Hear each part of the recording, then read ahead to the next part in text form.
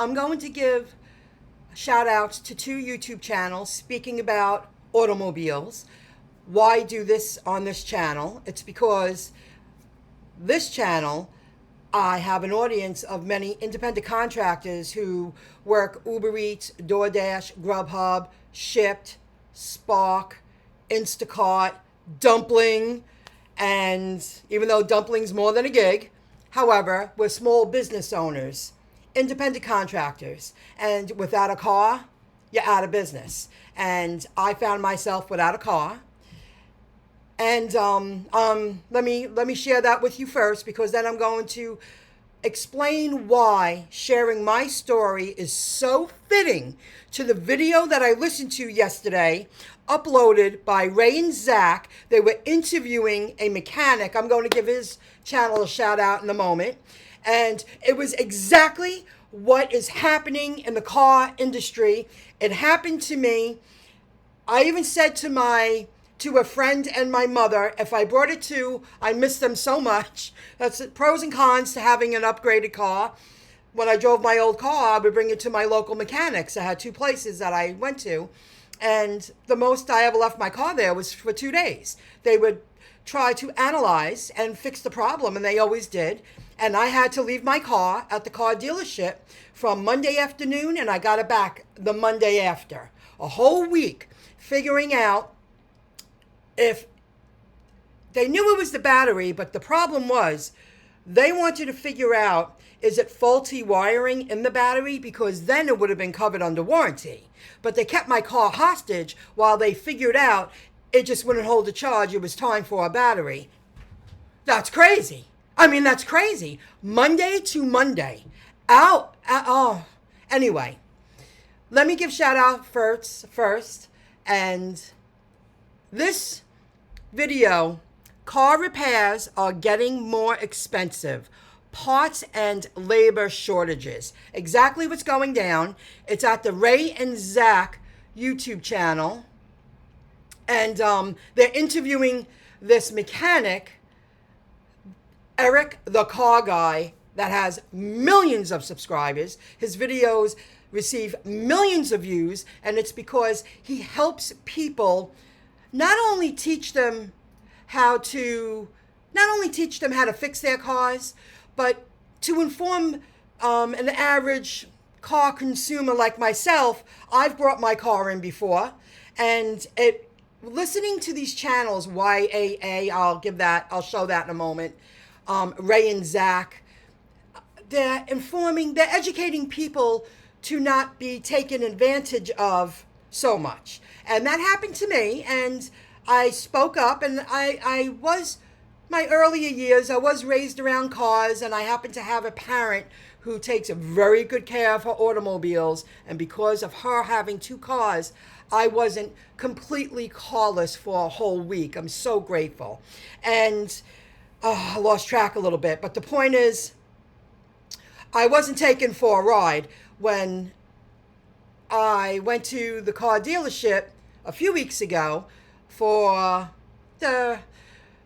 I'm getting used to using the apps. Everything's computerized. They want to turn everything into module components. It told me it was time to bring the car in I have a handful of oil changes and computerized diagnostics that come with the car when I bought the car. And I brought it in, and they said, oh, and I also had a tire problem. I questioned, what do you mean $140 for a valve? And that was including the service, and I was getting the on-the-house oil change that came with when I bought the car, and I learned about sensors and valves in these tires because everything's computerized. Everything's been a learning experience for me. I drive an old car. Like I said, I'm used to going to my mechanic. They show you the piece. They tell you what was wrong with it. You learn something. There was a hole here. There was a rip there. And they replace it. They don't do that at these car dealerships. So I did. I got on the phone, and I was like, that just sounds a little too pricey. You're charging me what? How much is the valve? And whatever it was, I said a $10 piece. And then he started babbling the guy, but he's doing his job. After what I experienced leaving my car there for a week because they had to decide whether the battery was under warranty or not, what they did was they hooked up the battery to a computerized system for over the weekend to find out, is it covered under warranty, and can we or we have to charge her. They knew it was the battery. And I was without a car for a week because of a battery. That's the point I'm trying to make. And there's so much going on, and this is happening in every industry, but we're talking about cars here right now. I suggest you go visit Eric the Car Guy if you want to learn more about cars. Visit Your Auto Aliens. And in this interview, they actually used my comment while they were live. I caught this video yesterday when I was driving around doing some gig work and some stuff for myself, and I was on my other channel, My Income Job YouTube channel, and they put it up there. And it's because what I wrote, it took 7 days for the Chevy service department to fix my car. Come on. They claimed they were trying to figure out if it was a faulty battery wiring, which meant it would have been covered by warranty.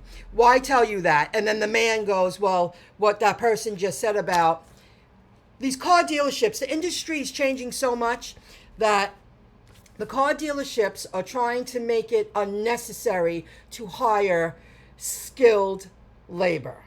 They want to, it seems like the car industry is transitioning to a more module build, that you can hire people that are trainable to take out a piece and put in a piece and the car works. Computerized systems telling you what's wrong with the car. Okay, get those people that we have in there in the service department that we're paying $17 an hour, $15 an hour, and tell them to replace those parts, rotate the tires, check out the car, tell the customer's car is ready. You know, the industry is changing, and this is happening in every industry. But not to have a car for a week because of a battery. I was very lucky because my mother gave me her spare car. So I wasn't without a car the entire week. And I still got to work. And I kept it very minimal because I felt guilty driving her spare car. But it did let me earn some part-time income. And I actually had appointments that I don't pay car insurance and a car payment to go jump on a public transportation. I feel it's a luxury to have a car. It's a privilege. A lot of people don't feel that way. I don't want to jump on the bus to get to my 2 appointments that I actually had to be at last week, and I had a car to do it. So I would definitely, I'll include the link to this video below on the Ray and Zack channel. I believe they go live 5 days a week at 12 o'clock. And it's this 10-minute interview about how the industry is changing, how they're trying to rid skilled laborers, skilled mechanics, that they want to pay these huge companies. The industry is changing.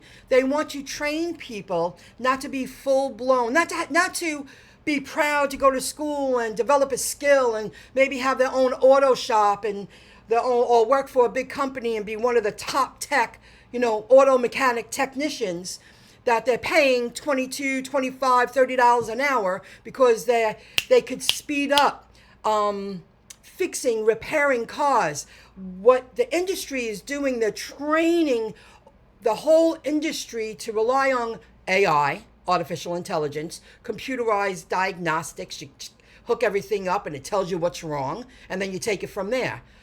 Module components. They're trying to build cars using module pieces for parts to be interchangeable, like Legos. Well, you could pay somebody a lot less for that. They could just make a modest pay. That they're not gaining real skill on how to be a problem solver. So I wanted to share this. I found it very interesting. This video that I listened to yesterday, I was floored, and I was like, that's exactly what happened to me. I was already saying 3rd day in, you need a week to figure out if it's a battery or not. A week? I'm pretty patient. I've not had my car 2 days here, 2 days there with the local mechanic and then walk to go get my car. You know what happens? It's a privilege and it's a choice to pay car insurance and to maintain the automobile so I can get from point A to B on my timetable. I feel it's a privilege to have a car, but a lot of people aren't that way. And they also speak about that in this video. That watch it. You'll find it very interesting. If you're in a gig economy and you rely on an automobile to earn your income, you independent contractors, you small business owners, you will find this video, this interview to this skilled, trained automotive technician mechanic. You'll find it so interesting because it really does matter. It will make a difference in your pocket. Imagine if they didn't have a loaner. They didn't have a loaner. I called up Saturday and said, am I next on the list? Because I knew it was coming to an end having that extra car. I was very lucky. They didn't have a loaner to give me. They also speak about that too, that it's the whole process of what's going on. There was no rental. There was no loaner. Not even for half the week. Nothing. I said, I want to know if I'm on next on the list. Tuesday? You think Tuesday I'm next on the list? There's a car coming back? They had my car fixed on Monday. They didn't want to give me that loaner. I feel they're saving it for people who are buying $70,000 cars. So that's it. Okay, guys, I could go on and on. I wanted to tell you what was going on. I will upload this when I get back after I deliver for a little while. And I have an appointment and I need an automobile. I'll see you later. Bye, everybody.